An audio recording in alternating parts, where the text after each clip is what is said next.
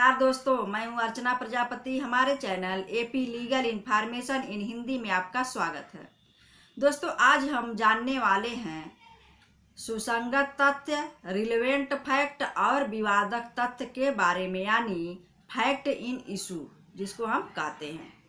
इससे पहले हमने न्यायालय और तथ्य पर आपको वीडियो बना के अपलोड किया था, वहाँ से आप देख सकते हैं। न्यायालय और तथ्य की बात की थी।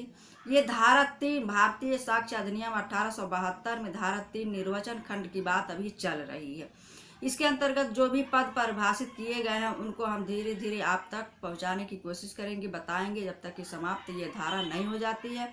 उसके आगे ये धारा 4 से कुछ शुरुआत करेंगे।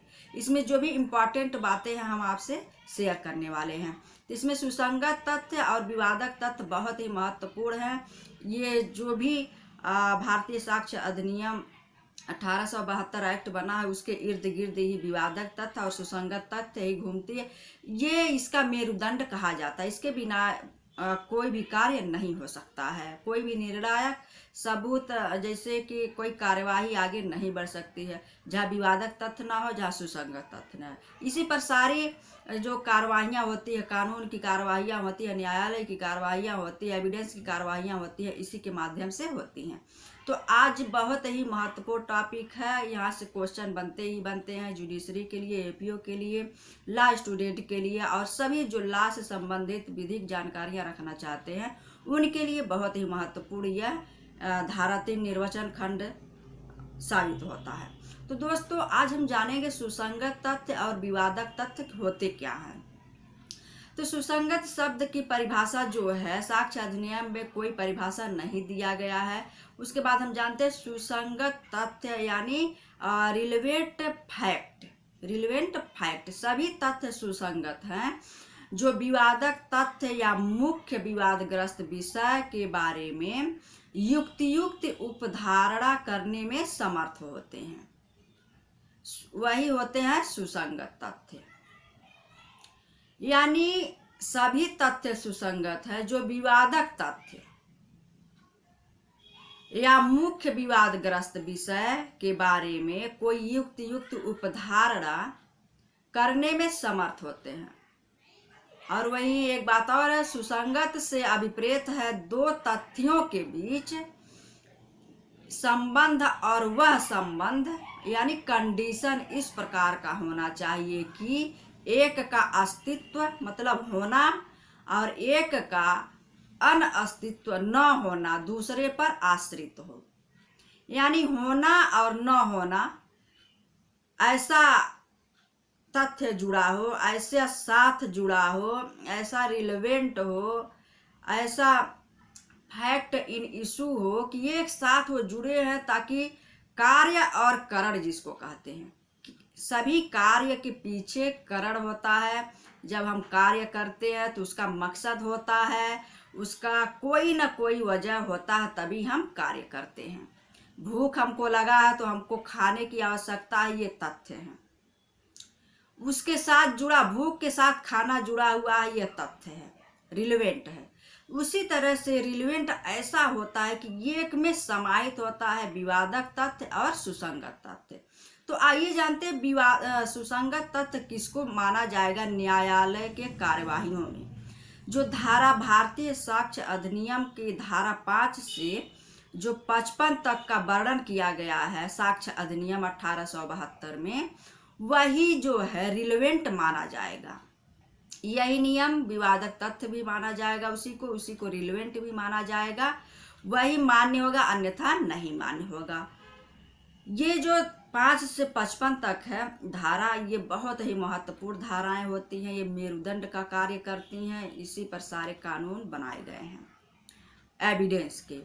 तो सुसंगत तथ्य जो हमने आपसे कहा कि दो तथ्यों पर परस्पर संबंधों पर निर्भर रहता है।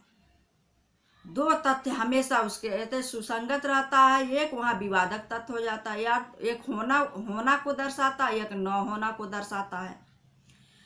तो संबंधों पर निर्भर करती है। कोई भी तथ्य अकेले क्या होती है, सुसंगत नहीं होती है। कोई भी तथ्य जो भी आप कार्य करते हैं वहाँ अकेले सुसंगत हो ही नहीं सकता। वह ऐसा कार्य होता है सुसंगत में।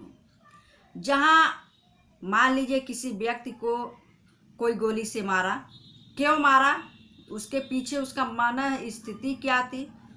क्या वो पहले धमकी दे चुका था मैं तुमको मार दूंगा?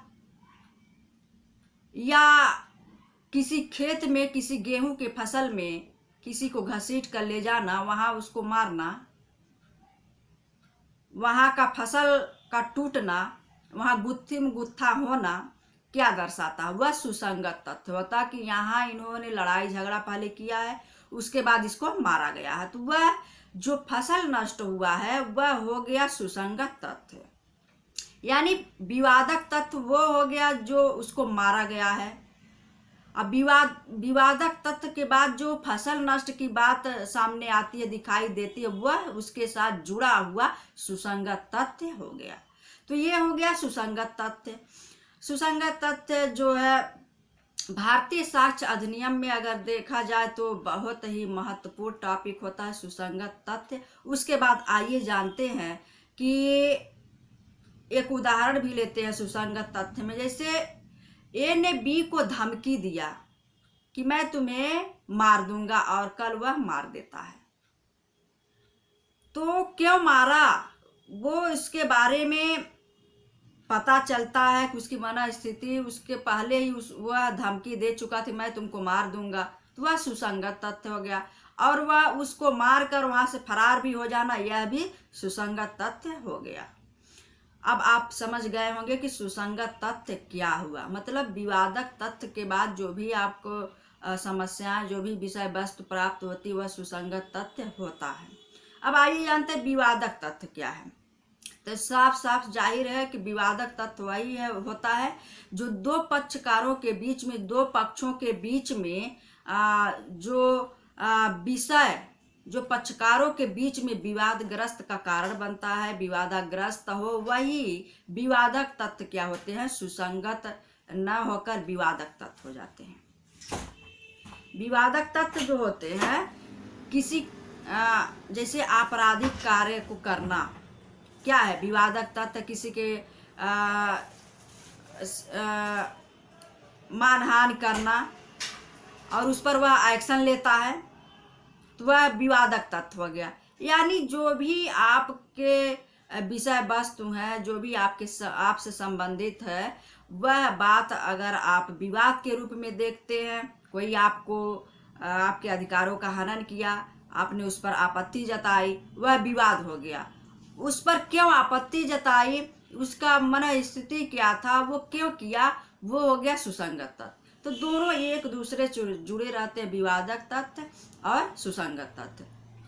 विवादक तत्व का जो